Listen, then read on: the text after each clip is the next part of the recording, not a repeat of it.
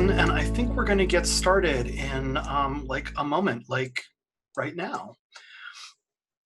Welcome to everybody that's here. We're really excited to have you joining us tonight to talk about policy and advocacy and activism.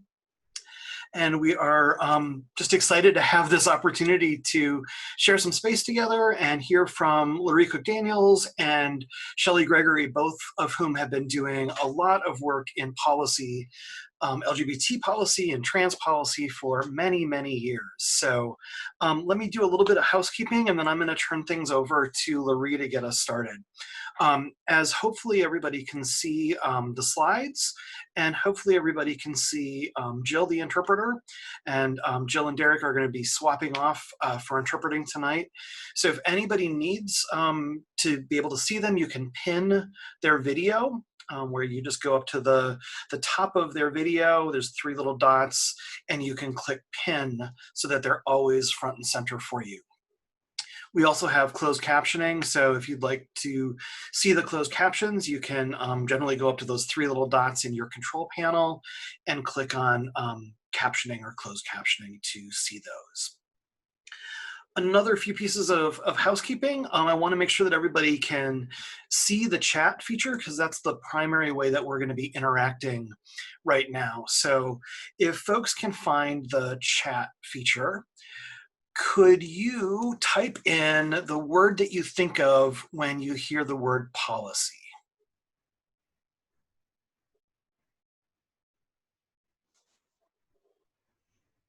So I'm seeing protection, bullshit, legislation,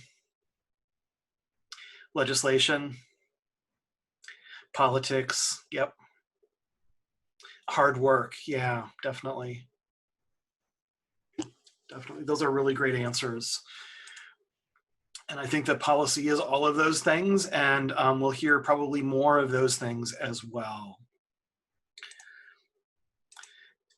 I also wanted to let folks know that right now everyone is in listen-only mode, so we won't be able to hear you. All we should be able to hear tonight are the presenters for right now, and then when we are at a point for questions, we can either unmute your phone line, your computer line, or you can type questions in the chat box, which you've all found, I think. Most of you have found. I wanted to thank our funder, which is the Advancing a Healthier Wisconsin Endowment at the Medical College of Wisconsin. We're in partnership with the Medical College of Wisconsin's Inclusion Health Clinic, and we're providing this series of kind of workshops, educational sessions, a lot of different kinds of things over a 6-month period. So this is one of those things that we're offering. I wanted to turn things over now, I think, to Loree Cook-Daniels and to Shelley Gregory, and maybe if both of you could come on camera for just a moment and introduce yourselves, and then Loree, if you'd like to get us rolling, that would be super.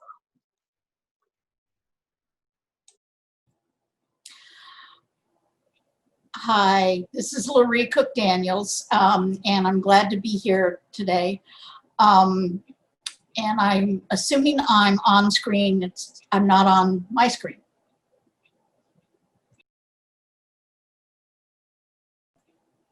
Shelley?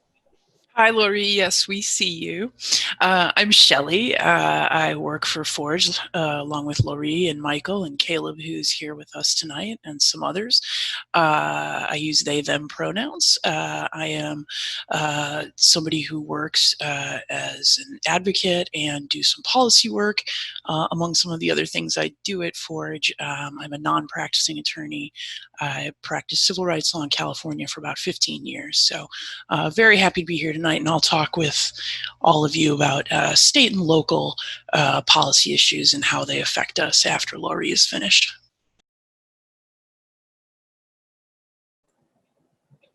Okay, well then let's get started. I'm going to go off video into later, and so here we go. Okay, next slide, please. As Michael has already thanked the Advancing a Healthier Wisconsin Endowment for supporting us, let's go on to the 3 branches. We're going to start with the basics, although many of you will already know this. The U.S. federal government has 3 branches. Congress meets in the building on the top left. the Capitol building. Both senators and congresspeople, or representatives, together make up Congress.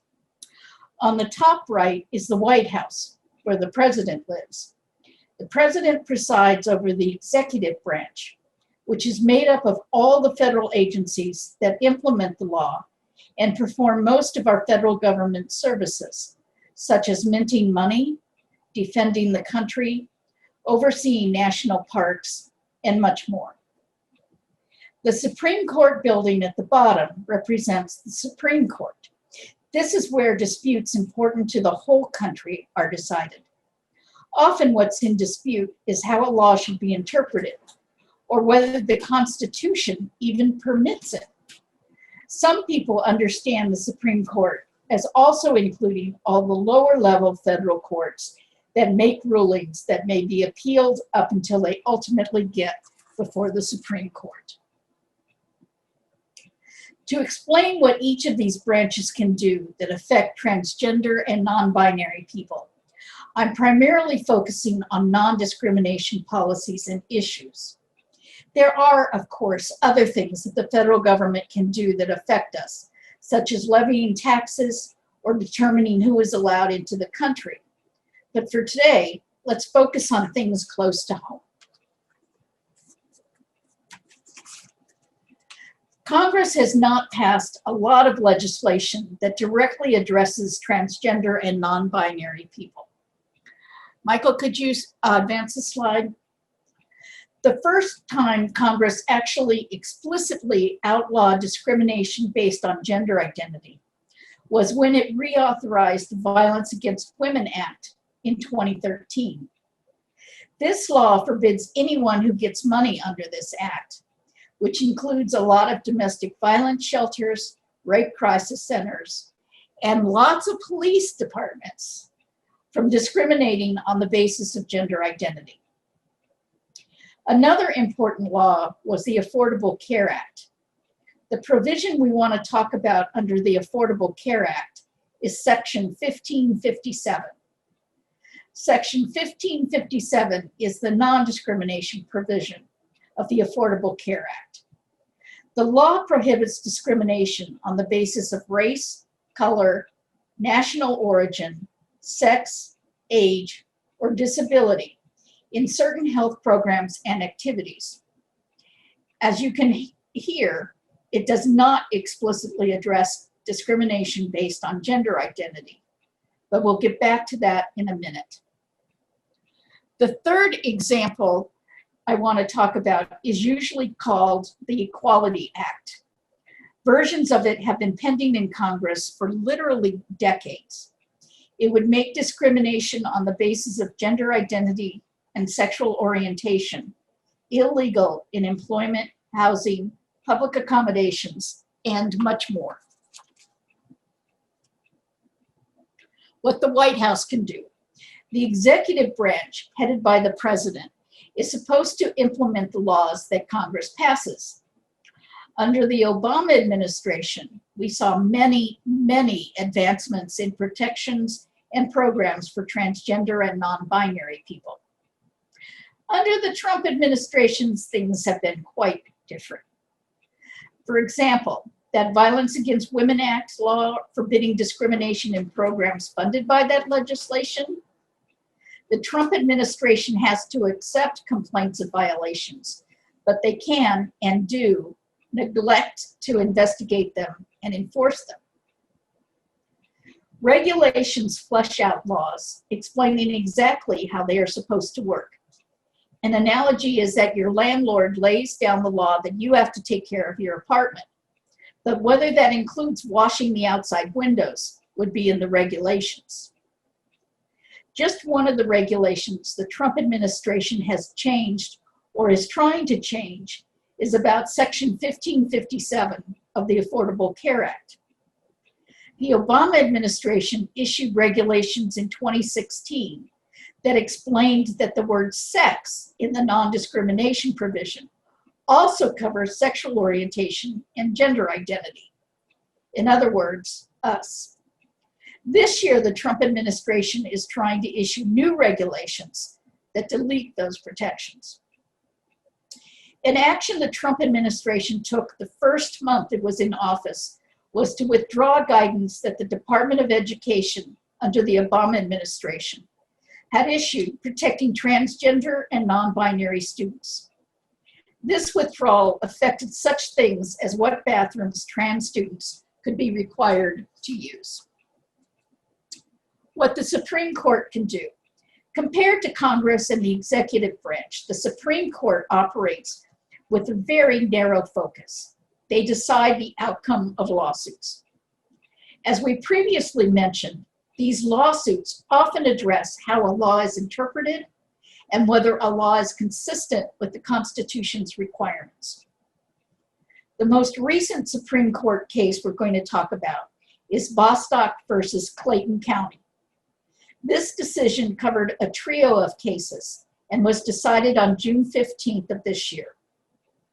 The question at issue here is what the federal government means when it says people cannot discriminate on the basis of sex. The Trump administration argued that sex means men and women. The people bringing the suit said no, that lots of courts had found that you couldn't discriminate against lesbians, gay men, and transgender people without discriminating against them on the basis of sex. So the law does protect sexual and gender minorities. The Supreme Court ruled that sex does cover us, at least when it comes to Title VII, which outlaws certain kinds of employment discrimination.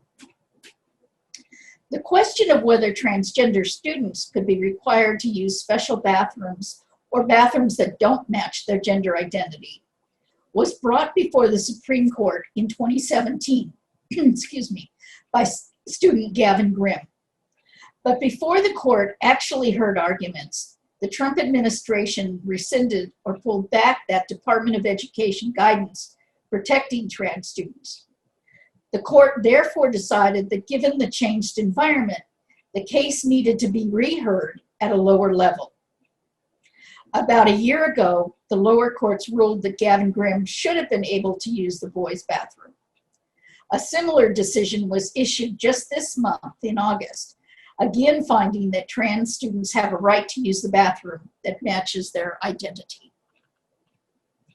The third Supreme Court case I want to address is Obergefell versus Hodges, which was decided in 2015. This case found that the Constitution's Fifth Amendment due process clause forbids states from denying marriage to same-sex couples. So let's move on to the powers they've wielded. First, the congressional powers. The main thing Congress is known for is passing legislation, which means laws. However, Congress is also supposed to have the power of the purse. They're the ones who decide which programs get what proportion of taxpayers' money. They can hold oversight hearings to make sure the executive branch is doing what it's supposed to do and not doing what it's not supposed to do. And as we've come to appreciate more over the past 4 years, the Senate also has the right to approve or disapprove nominated judges and many high administrative personnel. Agencies are tasked with implementing laws by drafting regulations. They take the broad ideas of the bill and fill in the details of what needs to be done and how it will be enforced. Regulations are created by a rulemaking process, including a notice of proposed rulemaking and a public comment period. Once a final rule is issued, it has the force of law because it is implementing a law. While regulations cover a topic broadly, rules get into the nitty-gritty. A regulation may be comprised of many individual rules. For example, the big financial law known as Dodd-Frank included nearly 400 rule mandates. As part of a regulation, they also have the force of law. Guidance is supplemental material published by an agency that helps clarify existing rules. These include interagency statements, advisories, bulletins, policy statements, questions and answers, and frequently asked questions. Guidance is not subject to rulemaking procedures, so there is no proposal or comment period. Guidance can be helpful, but it is not binding. For example, the Obama administration had issued guidance on how to treat trans and non-binary students. The Trump administration, as we've just said, withdrew that guidance. While an institution can't violate a guidance, federal officials can mention them as examples of best practices for complying with laws and regulations. Administrative priorities are decisions by an agency or the president about what work the agency will focus on most and least. An example is that under the current administration, the Department of Justice has prioritized finding out who and what was behind the Russia investigation instead of things like enforcing civil rights laws. Executive orders can only be issued by the president. They are supposed to address only areas that are within the president's discretionary power. Presidential executive orders, once issued, remain in force until they are canceled, revoked, adjudicated unlawful, or expire on their terms. At any time, the president may revoke, modify, or make exceptions from any executive order, whether the order was made by the current president or a predecessor. Typically, a new president reviews in-force executive orders in their first few weeks in office.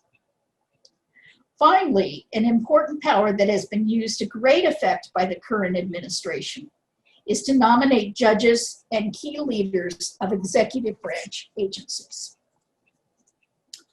So court powers. I'm sure we could get into the weeds more, but the primary power of all courts is to settle or rule on lawsuits. As previously noted, the Supreme Court's most important cases focus on interpreting the law and/or determining whether a law fits within the requirements of the Constitution. So those are some of the primary powers the three branches have. Now we'll look at both formal and informal ways in which people can influence those decisions. The most important thing anyone can do to influence Congress is vote. Voting determines whether your representative or senator is likely to even listen to you, let alone vote the way you want them to vote. If you want to magnify the power of your vote, support the candidate or candidates you feel will be best by volunteering for their campaign or financially supporting their campaign. You can also magnify your vote by helping others vote. Note that this is particularly important this time around, as many people will be voting by mail for the first time, and the rules for voting by mail are complex and confusing. So if you can help someone fill out and return their ballot correctly, that would be extremely helpful. After someone is elected, you can ask to meet with them to talk about any issues. You can do this by yourself or in a group. Note that in many offices, you will meet with staff people rather than the senator or congressperson themselves. This is not a bad thing. Staff members are usually far more expert in the subjects they cover than the elected official themselves, and it is the staff's advice that will guide the boss's vote. You can ask for a meeting in Washington, D.C., or in one of the local offices they all maintain in their districts. Of course, you can write, call, or email a member of Congress. It is always better to use your own script rather than repeating exactly what everyone else is saying. It is not worth writing a senator or congressperson from another state. That message will just be trashed. So do make sure that when you write your own elected officials, that you add to your message where you live, so they know you are a constituent of theirs. Another way to give input is to show up at any town halls your senator or representative hosts and say your piece there.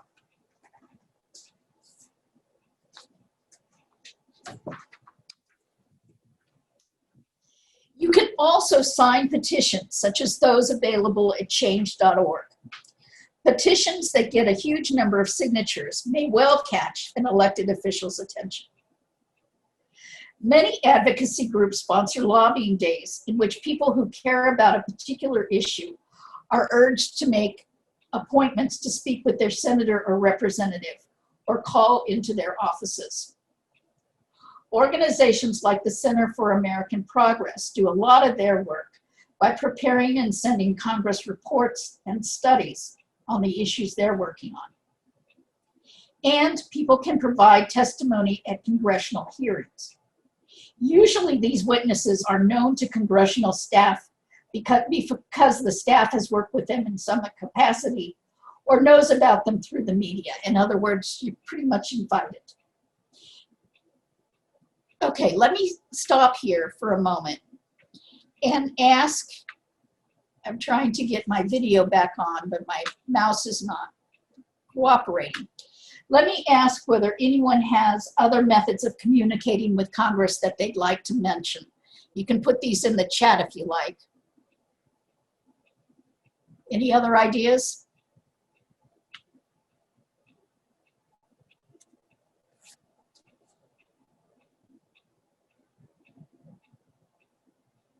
Okay, well then let's go on to communicating with the executive branch. This is so important, I'm going to repeat it word for word. The most important thing anyone can do to influence the executive branch is vote. Voting determines whether the president is likely to even listen to you, let alone vote the way you want them to vote. If you want to magnify the power of your vote, support the candidate or candidates you feel will be best by volunteering for their campaign or financially supporting their campaign. You can also magnify your vote by helping others vote. A lot of advocacy groups set up meetings with staff at the agencies they are trying to influence. As just an example, back in 2013, Forge was part of a delegation that met with the head of the Office on Violence Against Women to talk with her about what we wanted to see in the regulations for the new non-discrimination provision.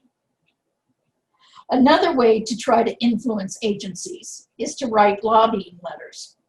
These can be extremely detailed and involve a huge amount of research.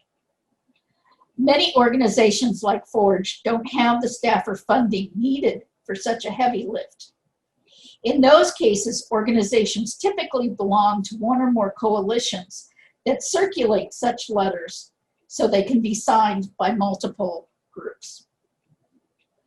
A formal way to give input is by submitting comments on proposed rules and regulations. Comments can be submitted online at regulations.gov once a comment period is opened. We have a page you can download that has all of these URLs. If you want to amplify your voice about a proposed rule or regulation, you can try to recruit other people to file comments as well. Forge sometimes does this recruiting on our Facebook pages. A communications channel that worked quite well under the Obama administration, but seems less useful under the Trump administration, is the website petitions.whitehouse.gov. After 100,000 people sign a petition within 30 days, the White House promises to issue an official update within 60 days. Another way to give executive branch input is getting appointed to or being recruited for an advisory group or working group. Sometimes these are just one-time meetings. Forge has participated in such meetings on violence against trans people, LGBT aging, and bisexuality. Because of our work on transgender sexual assault issues, we were also asked to be on a group that was revising the National Sexual Assault Examination Protocols for both adults and children. Our job was to ensure the protocols are explicitly trans inclusive. The last method we're going to talk about is creating and lobbying for policy papers. This was done by a group of LGBT advocates at the beginning of the Obama administration. It was called the New Beginnings Initiative, and it presented to the president dozens of policy changes we were hoping he would enact. And in fact, many of them were adopted. Let's stop here and ask whether anyone has any other means that they know of to communicate with the White House. You can add these in the chat.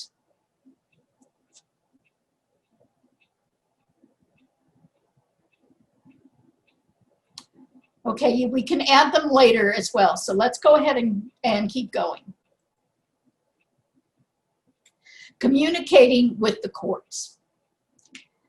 There are ways to influence the Supreme Court and the courts under it. And guess what? The first one, again, is to vote. Remember that it's the president who nominates judges and the Senate that approves them. So who you help put in office can have a big influence on who will be deciding on lawsuits you are interested in.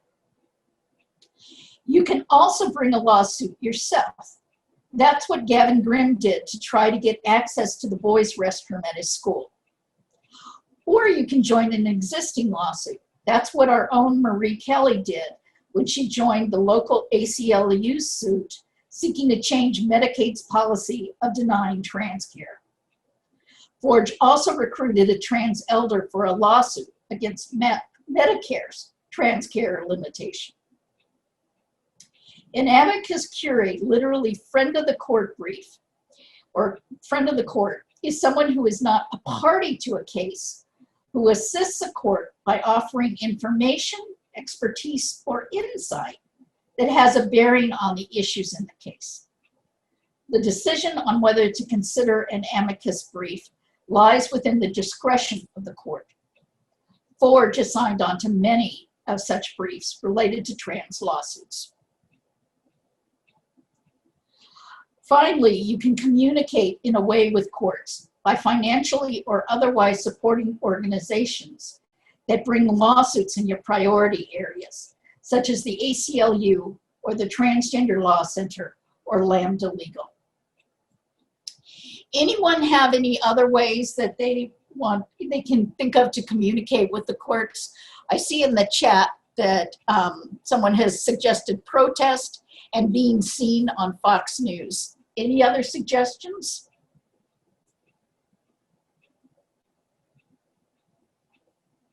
Okay, then let's move on. We're getting toward the end. It's important to remember that there are indirect ways of influencing federal policy as well, such as these: voter registration drives, voter assistance. Again, this particular election, we're going to be voting in a different way. Help is going to be very much needed.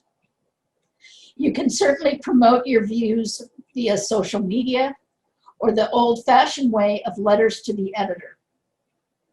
We have all seen that mass protests can be very effective at shifting the environment in which an issue is being discussed. You can do trainings of professionals or public education workshops to try to educate people about an issue. That's a huge part of what Forge does.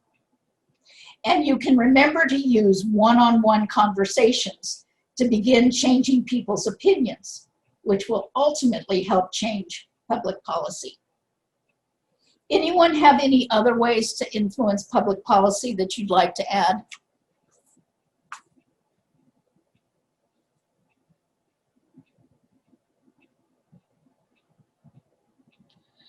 Okay, well, let's move on. This final section is called Getting Connected. One of the challenges of influencing public policy is knowing what issues are being discussed and by whom. There are lots of ways. I have to start with Forge's baby, which will be launched as soon as we can all meet in person again. It's called We Teach, which stands for Wisconsin Transgender Education and Advocacy Coalition for Health. It will bring together trans community members, service providers, and other advocates to do public and professional education and public policy advocacy. So watch out for that announcement. Many national trans and LGBTQ groups do a great job tracking what the government's doing. I definitely recommend people get on the email list of the National Center for Transgender Equality and/or regularly check their website at transequality.org or their Facebook page. The Center for American Progress is another left-leaning group that does a lot on LGBTQ policy. Some of the other organizations you may want to consider include Lambda Legal, the Transgender Law Center, and the ACLU. You should always keep track of what your own senator and representative is doing by getting on their mailing list if you aren't put on it automatically. The Federal Register is a daily, thick, nearly unreadable publication that prints notices of what the executive branch is doing. It's available free at federalregister.gov. The Federal Register is how you would know when something is open for comment. An easier way of using the Federal Register is to get connected with an advocacy organization that you know is doing a good job monitoring the Federal Register for you. All of the organizations listed on the screen participate in a working group that does the LGBTQ monitoring for us. Does anyone else have another way of getting connected that you'd like to add?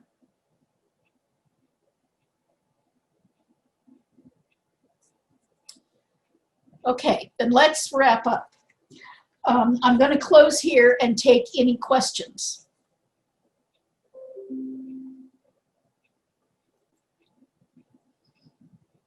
Anyone have any questions right now?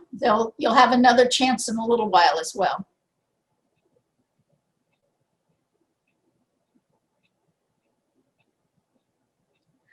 Okay, then Shelley, let me turn it over to you. Loree, there's a hand up, so let's unmute.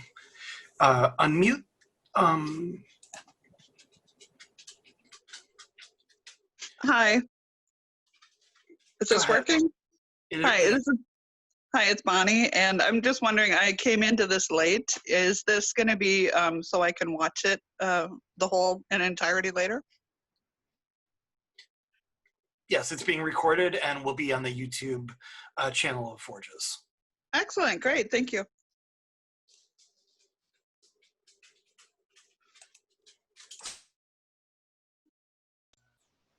All right, thanks, Loree.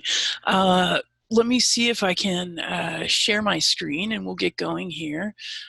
Following on Loree's presentation, talking about state and local policy advocacy. So 1 second, everyone.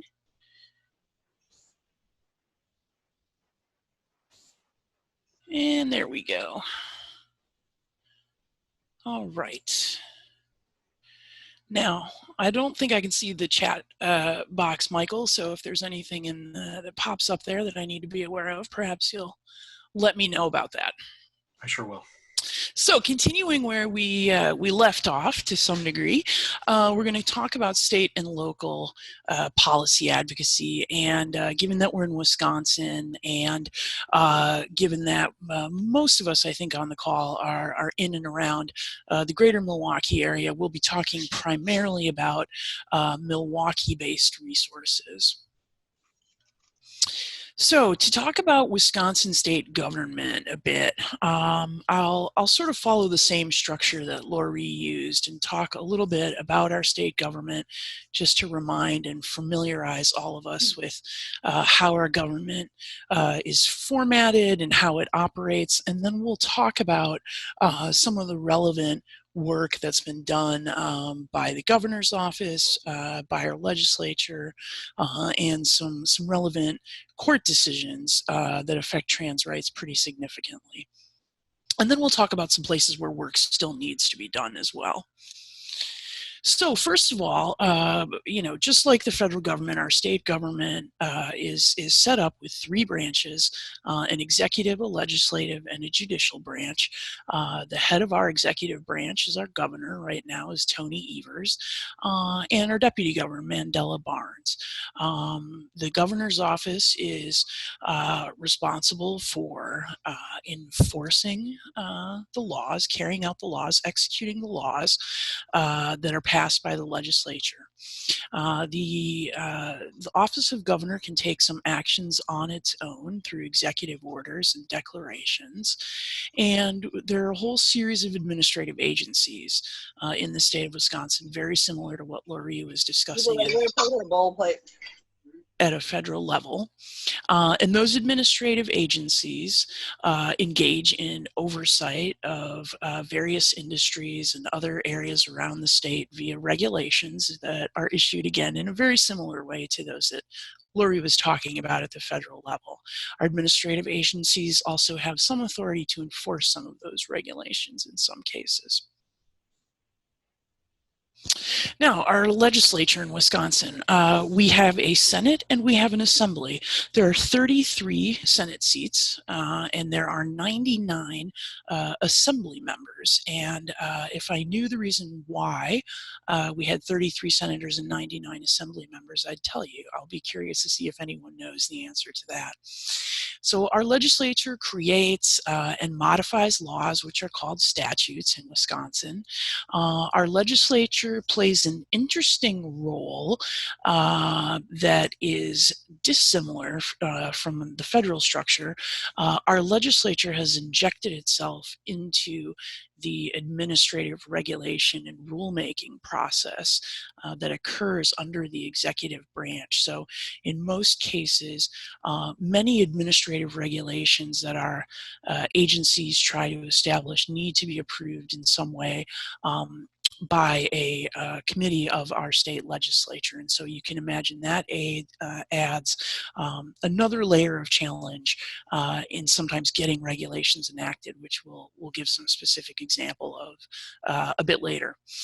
The legislature acts, subject to the U.S. and the Wisconsin constitutions, and our legislature is also subject to both our state courts and some federal court decisions. So our legislature cannot act in an entirely unbounded way. The last branch of government in Wisconsin, again, is the judicial branch, which is at the head of that branch is the Supreme Court of Wisconsin. And there are two lower levels of courts under the Supreme Court, which are state courts of appeal, and then our county circuit courts. The courts function very much in the same way as Loree described. The Supreme Court and our federal courts function. So the court's job is to interpret laws, which mostly consist of statutes and administrative regulations. And our courts are, while they interpret the U.S. and the Wisconsin state constitutions, they're also a bit constrained by them sometimes as well.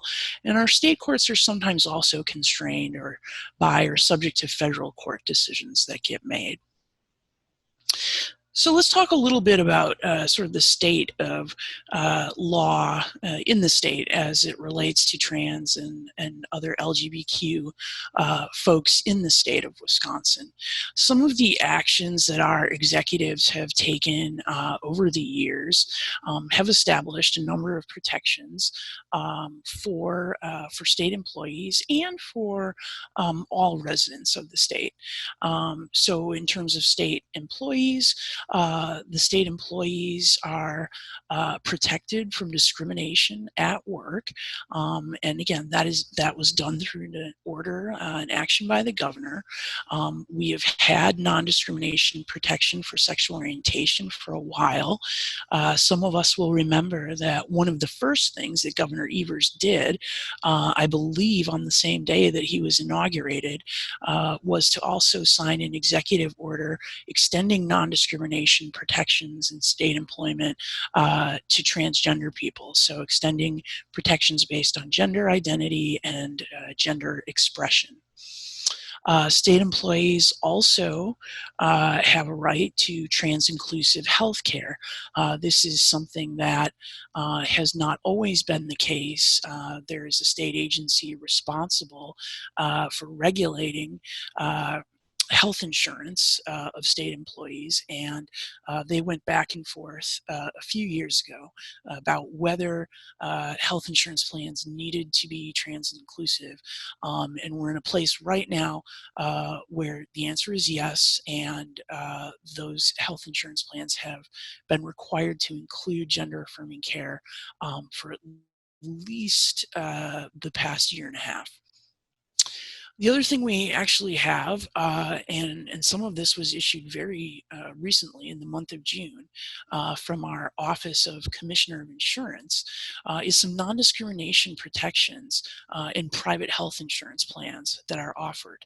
At the end of June, our insurance commissioner issued a bulletin advising private insurers that they are unable to discriminate against transgender people, and they are unable to discriminate in terms of coverage based on gender identity, gender expression, or a diagnosis of gender dysphoria. So in many ways, what the insurance commissioner did is affirm what we know our laws, our network of laws basically require and have required, but the insurance commissioner set that forth very explicitly in this recent bulletin. And so we are looking forward to what will happen over the next year, as the insurance commissioner has indicated that they will not approve filings from health insurance providers that are not providing trans-inclusive health care. So that's a pretty exciting development. Looking forward to see how that plays out. Some pending issues and some actions that are really needed in terms of our executive branch in Wisconsin, and therefore some places where all of us as interested residents can take action. As many of you know, and we'll talk about in just a moment, our state legislature has not been willing to hear or consider or debate a statewide ban on conversion therapy or conversion efforts, which, as many of us probably know, are intended to change someone's sexual orientation or gender identity, and we know, and all of the science and medical associations indicate that is not something that's possible, that these are harmful practices on top of that. And our state legislature hasn't been willing to consider a statewide ban. Many of our local municipalities have been doing that as a result, and one effort that was made over the past year that came to sort of culminated this year was the licensing board, so an administrative agency of the state that licenses and regulates therapists in the state. They made an attempt to amend their professional standards, so their ethics rules, to declare conversion therapy an unethical practice for licensed therapists and counselors in the state. As I mentioned earlier, in Wisconsin, our legislature has the ability to approve or disapprove of some administrative rules that agencies try to make. And this past summer, the legislature succeeded in preventing this licensing board from declaring conversion therapy an unethical practice. There will be some opportunity to work on this in the next legislative session, and that's certainly a place that we can all work to influence our state legislators. Another area that is really relevant, obviously, to transgender and non-binary folks and many other folks as well, are the processes for name and particularly gender marker changes with the DMV. The process that we have in place in this state is a little bit onerous. It is less onerous than changing one's birth certificate, which we'll also talk about, but that process can be a little bit onerous, and it requires a statement from a physician that essentially that one has undergone appropriate medical treatment in order to change one's gender marker. Now, many of us are probably seeing in the national news that many other states are changing these processes, and they're making them much easier for folks to change their gender markers.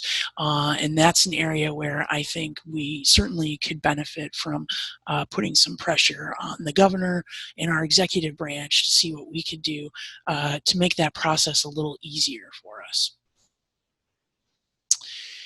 Now, in terms of the Wisconsin state legislature and sort of where things stand, we have quite a kind of a mishmash of laws around sexual orientation and gender identity discrimination. You know, Wisconsin, as some of us may know, was the first in the nation to prohibit discrimination on the basis of sexual orientation. And we did that all the way back in 1982. And you know what, I've got an error on this slide that I'll ask you to please ignore. So the law prohibits discrimination based on sexual orientation in employment, in housing, and also in public accommodations. It should not say not in public accommodations. What the law does not provide protection for, however, is protection from discrimination in those areas based on gender identity and expression. As we know, our Wisconsin state courts, however, have in fact, just as Loree described at the federal level, have created have essentially interpreted sex discrimination to include discrimination based on gender identity and expression. So Wisconsin workers and renters and housing purchasers and all of us who access public places have had protection from discrimination, but it is not set forth explicitly in the statute. So we have been reliant on our judicial branch to interpret that law to include protections for us. Now, the other thing that Loree mentioned that's really relevant here is the Bostock decision from the United States Supreme Court. And that sets a really, really, really great precedent that will essentially logically require state courts to interpret their non-discrimination statutes in the same way that the Supreme Court interpreted Title VII, and again, finding and reinforcing that sex discrimination includes discrimination based on gender identity or gender expression. We have a hate crimes statute in Wisconsin, and here again, that statute covers only sexual orientation and does not apply to discrimination-based, crimes that are motivated by animus around gender identity or gender expression. So in addition to needing to expand that hate crime statute, we also would do well to explicitly amend our non-discrimination statutes to include gender identity and expression so that that's clearly prohibited by the statute, and so that we're not in the position of wondering about what our legal rights are or having to rely on courts to include us in their interpretations of sex discrimination. We have non-discrimination laws, and we have laws against bullying in schools. They do apply to actions that are based on sexual orientation. They unfortunately also, like many of these laws, don't cover gender identity and gender expression. And so that's another place where we could use some expansion of our laws to protect transgender youth. And again, as I mentioned earlier, we do not have a statewide ban on conversion therapy. This is something that folks have been working on for the past couple of years. Our legislature swings in one direction in particular, and I don't want to imply that this is necessarily a partisan issue, but our legislature is heavily controlled by a party that has not been interested in giving full consideration to the issue of a conversion therapy ban, and that is something that will continue to be pursued, and that is definitely a place where we can all apply some pressure and try to influence our state legislators.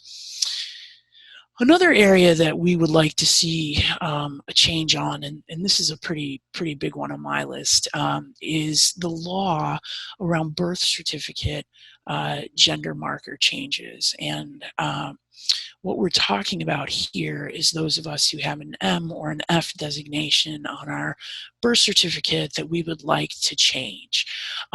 Number one, it would be wonderful, as many other states have done, if there were action either by the legislature or via a lawsuit to include non-binary options on birth certificates from the get-go.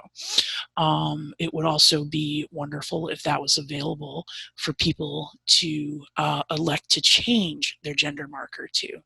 And the other thing that we'd really like to see is a change to the surgical requirement for gender marker changes on our birth certificates. Some of us may know that the law has a very vague requirement, but that it does require some sort of surgical procedure in order to allow somebody to change the gender marker on their birth certificate. And again, states are starting to do away with this requirement all over the country, and this is a place where it is certainly ripe for advocacy in Wisconsin. One of the other things that's going on in our legislature is that we have an LGBTQ caucus in our legislature, which consists of, I think, maybe 7 or 8 individuals in the legislature who identify as LGBTQ. And interestingly, one of those individuals is part of the Republican Party. The others are members of the Democratic Party in Wisconsin, but they do come together and have come together each year for the past couple of years to introduce what they're calling the equality agenda. I think it's important that we know that our legislatures have been trying to do this. I think it's also important that we take a look here and see what's included in this agenda and what's not included in this agenda. So conversion therapy, a statewide ban on conversion therapy is included. There is also a proposal to outlaw what has sometimes been called a gay or a trans panic defense, so that when someone is accused of a crime, they are not able to say that the crime was based on their upset or their surprise about somebody's identity as being LGBTQ. The equality agenda also includes amending that non-discrimination statute to include gender identity and expression, a very important one. The agenda also includes establishing a task force to study the needs of trans individuals in Wisconsin and work to achieve equity for trans folks in Wisconsin. The couple other things the equality agenda does is it requires an update to all of our laws to change the language in our laws that are gendered, and so that refer particularly around family and marriage, to change words like husband and wife to spouse and spouse. And that is something that folks have been looking to do since the Wolf v. Walker lawsuit, which was the lawsuit that affirmed that same-sex marriages would be allowed in Wisconsin. And we'll talk about that in a second. And the last thing the equality agenda does is recognize a number of special days, including days like Transgender Day of Remembrance across the state.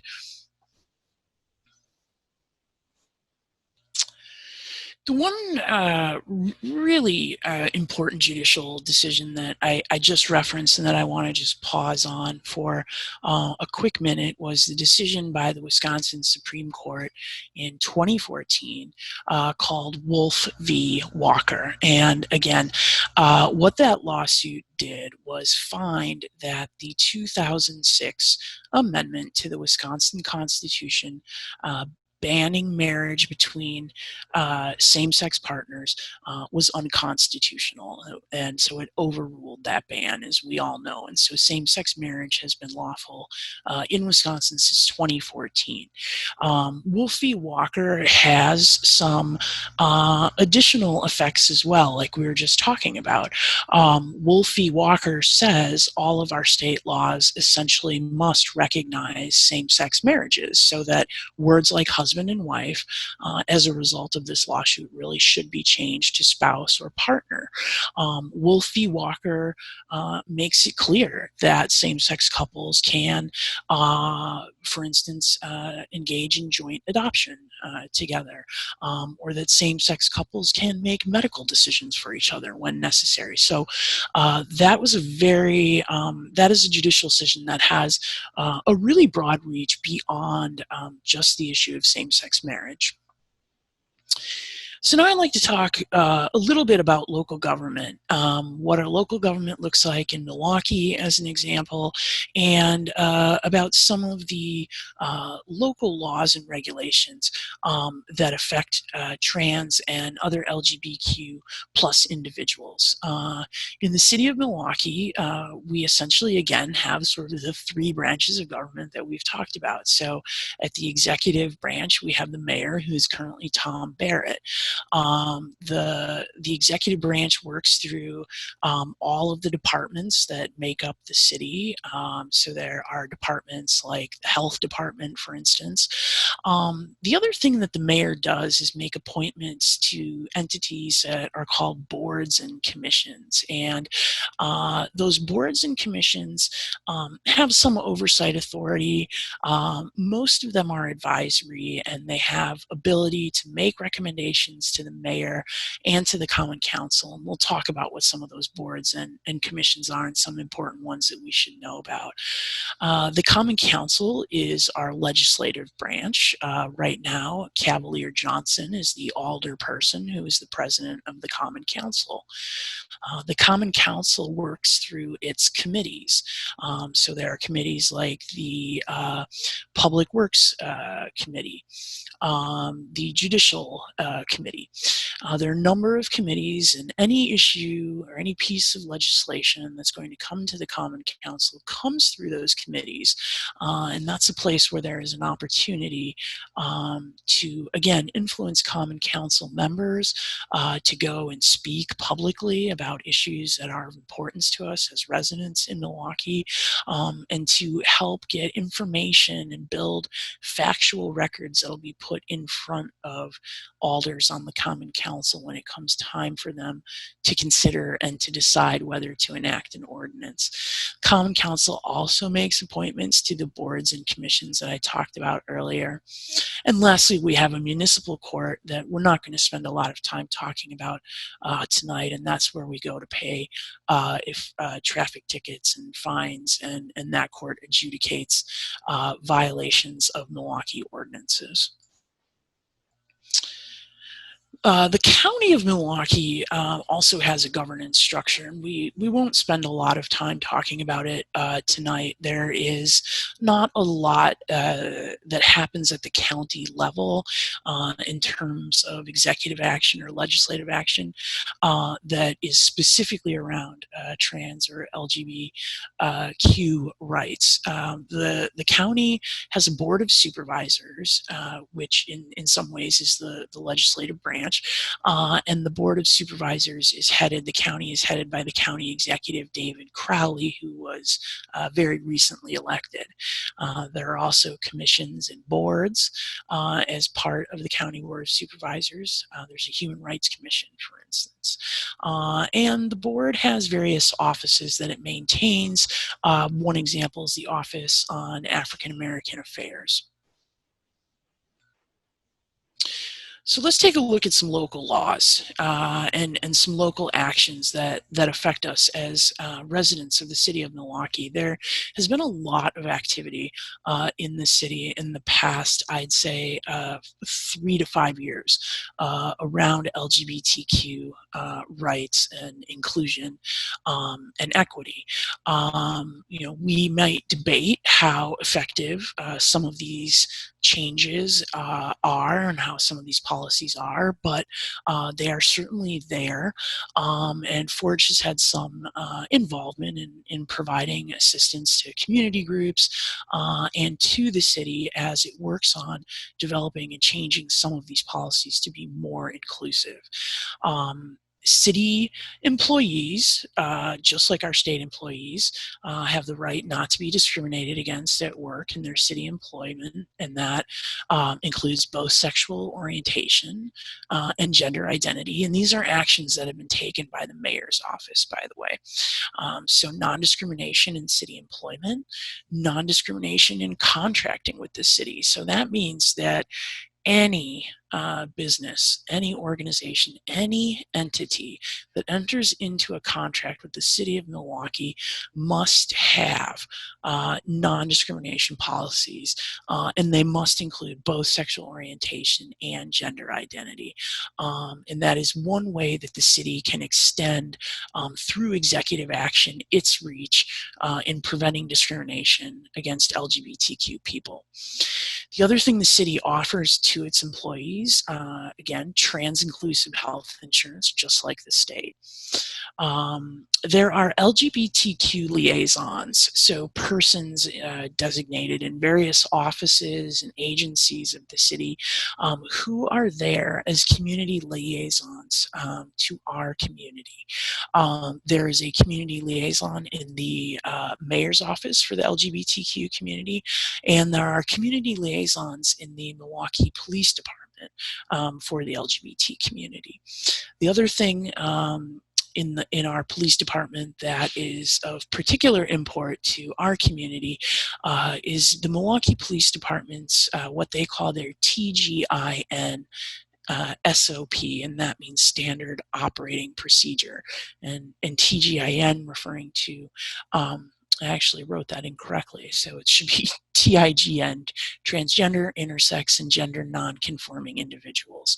I and other advocates in the city worked with the department to help them revise a policy that was pretty outdated, that made a lot of determinations about people based on our anatomy rather than our gender identity. And we've improved that policy a great deal in terms of how Milwaukee Police Department should interact with and treat trans, intersex, gender nonconforming people that they encounter on the street.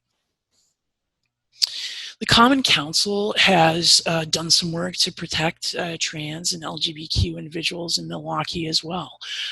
We have a very, very robust non-discrimination ordinance in Milwaukee.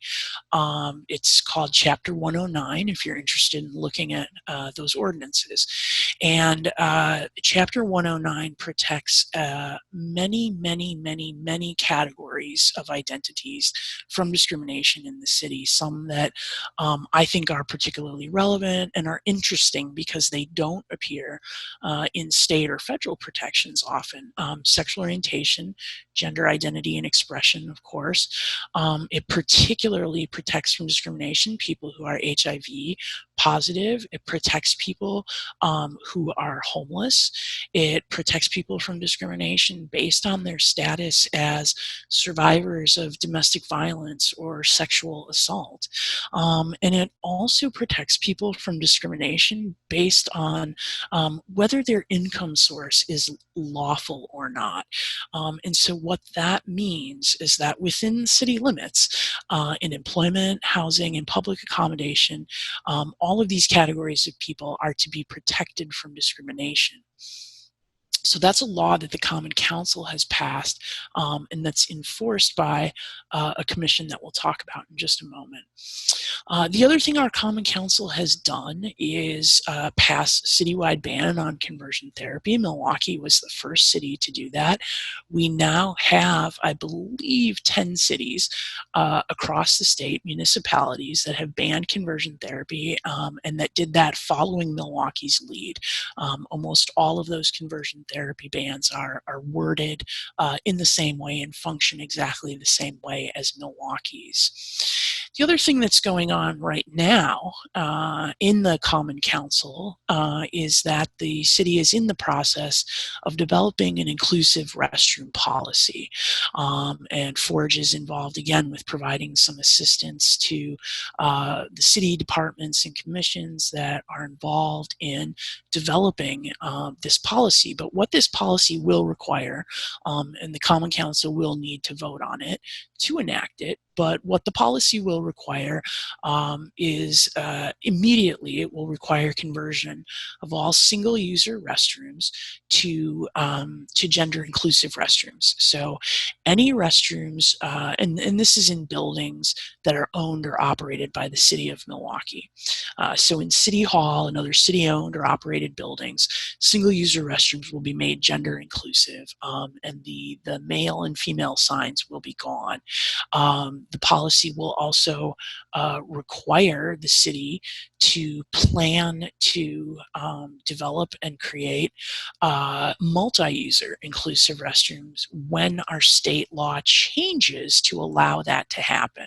Right now, our state building and plumbing codes don't actually allow cities or other entities to provide gender-inclusive multi-user restrooms. So this is something that will be in process for the next couple of years, and eventually the plan is to extend that policy citywide across the city of Milwaukee so that all places that are open to the public will have to provide gender-inclusive restrooms. So, some ways to communicate with both state and local government. We'll talk first about state government, and I'm going to repeat. I stole Loree's chart slide about communicating with Congress. Again, voting is the #1 way that we communicate our desires to our state government and the way that we get folks in office who can do the things that we'd like to have them do for our community. The other thing that we can do, we can meet with legislators. There are lobby days that are held in Madison that are organized by some groups that we'll provide the names of some groups in a minute. But there are coalitions and groups who will organize lobby days, including LGBTQ lobby days, with our state legislators. And those are opportunities to go into legislators' offices, sit down, and talk to them about matters of import to us. Again, we can always write, we can email, we can call our state legislators, and I will underscore, as Loree did, how important that really can be, and how important it is to reach out to the legislators that represent you, and we'll tell you how to find out who your representatives and senators are in the state legislature in just a moment.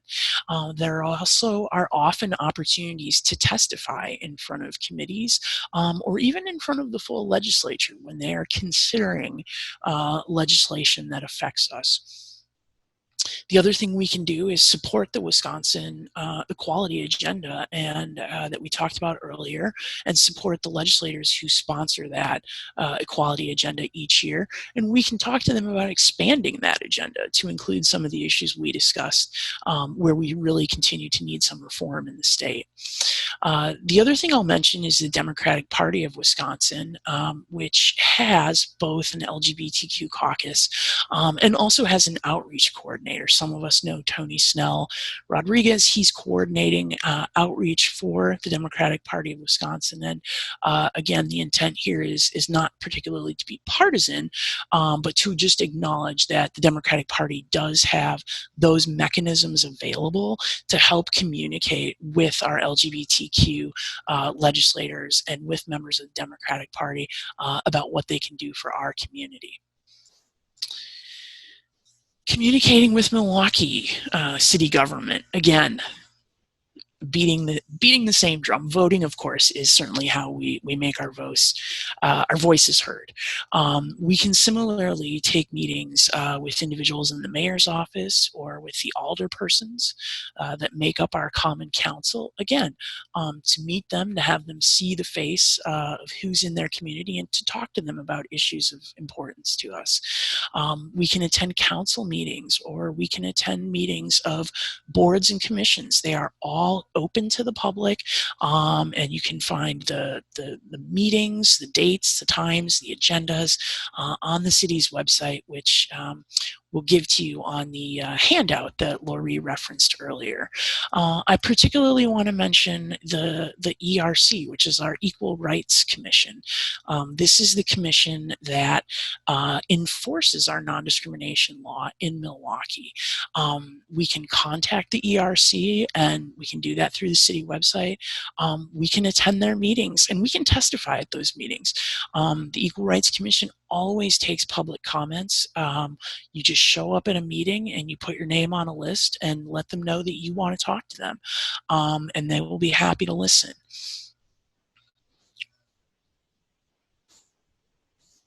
Some other ways to get connected in Wisconsin and Milwaukee to do some policy advocacy or to do activism. The ACLU of Wisconsin has been very good about bringing lawsuits and about working with state government to advance LGBTQ issues. I want to highlight an organization called Black and Pink, which both raises awareness of LGBTQ individuals who are incarcerated, and also supports those individuals if that's something that you're interested in doing. They have pen pal programs and other programs to help support folks who are incarcerated. Citizen Action of Wisconsin is a political advocacy group. They have very often partnered with the Human Rights Campaign in Wisconsin, which is a little bit farther down on the list. Both of those organizations are able to do political lobbying work under the kind of nonprofit agency they are. Fair Wisconsin is another political advocacy group, and this is really our one LGBTQ political advocacy group in Wisconsin. Forge, as I've said and as Loree said, often provides technical assistance or consultation to groups that are working with government entities, and sometimes to government entities themselves as they're working to develop policies that affect our communities. The other organization in the state that does a fair amount of advocacy that affects LGBTQ folks and trans folks as well is Planned Parenthood Advocates of Wisconsin. And so, these are a handful of places that you can look to get involved to doing advocacy work and activism work. So that's all I have on state and local advocacy, and I'll stop sharing my screen at this point.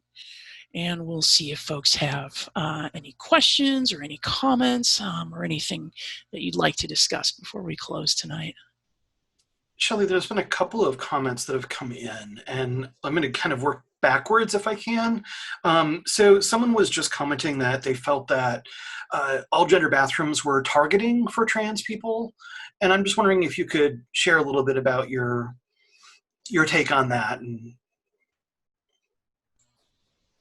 Yeah, I'm actually glad that was mentioned. That's certainly something that, we talk about within community. It's something that we discussed at a listening session that we held with the trans community a couple of years ago, that the Equal Rights Commission came to hear about needs in our community. And those issues were certainly raised, and issues around, whether the public has the appropriate mindset, or whether public will be appropriately educated about inclusive restrooms, and what unintended negative consequences there could be for trans folks. Those are certainly conversations that are being had. Our Equal Rights Commission is working very closely with the Common Council to develop this policy. community. And I'd just say a couple of things about it. One, there will be a public education campaign, both within the city and then throughout the city as that policy is expanded, to hopefully help deal with some of the perception issues around restrooms. The other thing I really want to mention is that, there's a growing recognition that inclusive restrooms benefit many, many, many people, more than just trans and non-binary individuals. And as we have developed these policies and presented them to the city, we are encouraging them to really be aware of the wide variety of populations this affects. So certainly it can be helpful for trans folks who don't feel able to use sex-segregated restrooms.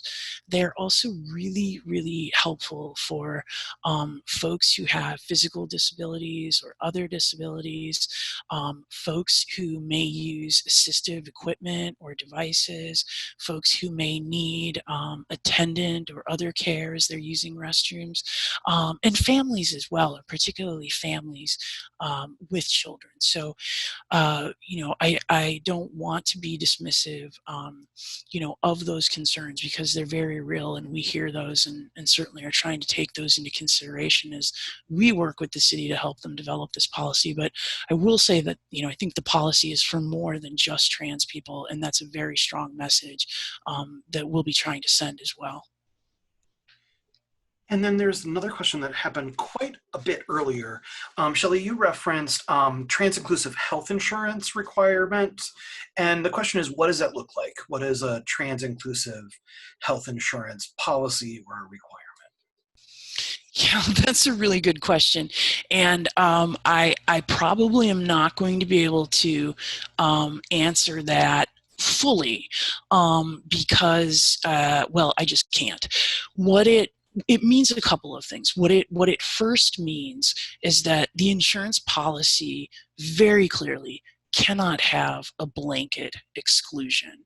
And so what that means is the policy cannot say, look, flat out, we don't cover gender affirming care, or maybe we cover hormone use for gender affirming care, but we don't cover surgical procedures. There can't just be a policy of general application that applies to everybody that denies gender affirming care. That definitely is not trans-inclusive. What trans-inclusive means and what it ends up meaning is that in the absence of those blanket exclusions, insurance companies have to consider every request for care from a medical provider for trans folks and gender affirming procedures just like they consider any other request for coverage. So if I have a broken arm and it's broken so badly that it requires surgery, I'm going to guess that my insurance company is going to require my providers to get prior authorization, so essentially to get permission to perform a surgery to fix my arm. Well, what the insurance company does is they look at that request and they say, okay, well, how badly is Shelley's arm broken? Does Shelley really need surgery? Let's see what our doctors who are on our payroll think about that. But what they're doing is they are looking at me as an individual very specifically and making a decision about whether that requested care is medically necessary. And that is exactly what these insurance companies need to do for gender affirming care. And so the declaration by our insurance commissioner means they can't just look at somebody who has a diagnosis of gender dysphoria in their record and say, pshaw, we're not going to cover, we're not going to provide care. If your records say you're transgender, they can't just blow off those requests and say we don't cover that. They have to provide individual consideration. And there are appeals procedures once they've done that. And so there are ways to try to hold insurance companies accountable if they do continue to try to discriminate against individuals going forward. Excellent, thank you. And Loree, I had a question for you about some of the rollbacks that have happened federally, and I'm wondering if you could speak about any groups or actions of folks that are collecting kind of the long list of rollbacks, so that a new administration could actually try to roll back the rollbacks.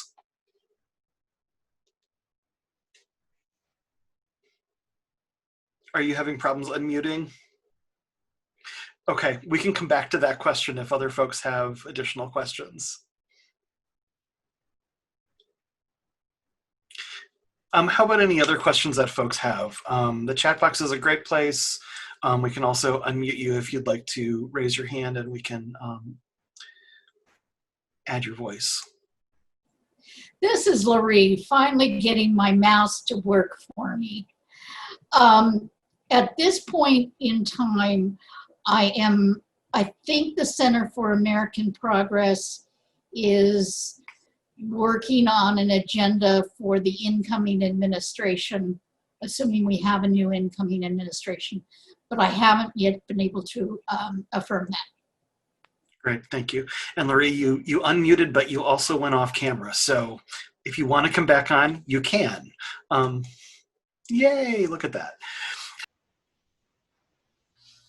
I am aware that we've got 4 minutes, and I'm wondering if there's any last comments that Shelley, you'd like to make, or Loree, you'd like to make before we wrap up tonight.